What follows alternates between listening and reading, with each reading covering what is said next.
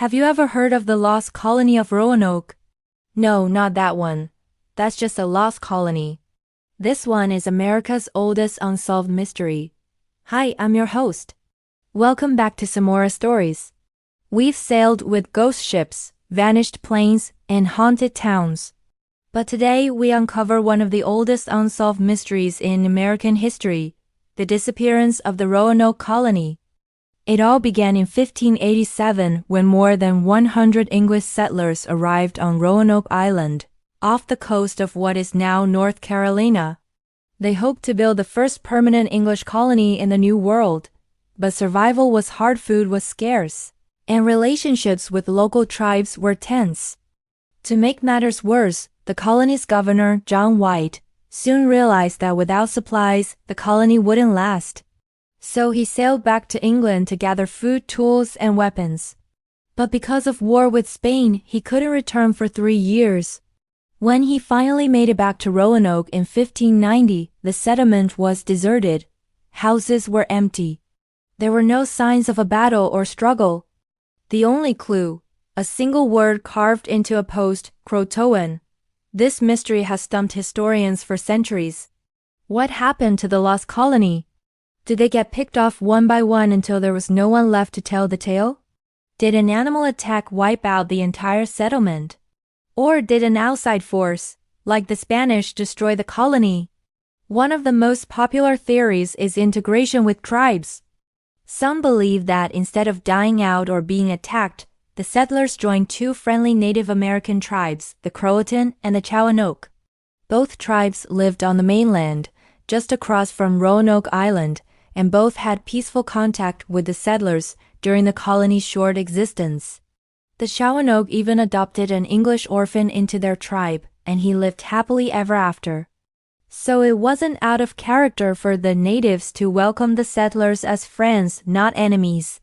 However, there's no physical evidence to prove this theory. No bones from settlers were ever discovered in a Native American burial ground, and no artifacts from the colony turned up in the Native American Museum. Also, when John White returned to England, he didn't find any of the settlers in the surrounding tribes. That leads us to the next theory, starvation or disease. Life on Roanoke was tough. Food was scarce, and the settlers struggled to grow crops in the rocky soil and hot climate. By the time John White left for England in 1587, the colonists were reduced to eating dogs and the meat of wild animals they could trap. If disease struck, it could have quickly wiped out the colony, especially since the settlers were already weakened by poor nutrition. Again, though, there's no real evidence to support this. No skeletons found on Roanoke Island show signs of malnutrition, and no mass grave was ever uncovered. Then there's the Spanish attack theory. As we mentioned earlier, relations between England and Spain were strained, to say the least. In fact, Spain controlled much of the Caribbean at the time and had even established a colony in present-day Florida. It's possible that Spanish soldiers attacked Roanoke and took any survivors back to Spain. This theory is pretty popular, but it also lacks physical evidence. If the Spanish destroyed the colony, why didn't they leave behind any signs of a battle or struggle? And if they took the settlers back to Spain, why aren't there any records of them? Which brings us to the mysterious CROATOAN carving. When John White returned to Roanoke, he reported seeing this carving, but he didn't mention it in his earlier reports about the colony.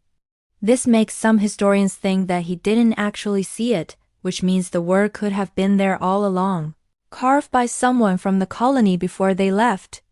If so, they probably carved it to help anyone who found the settlement figure out where they went.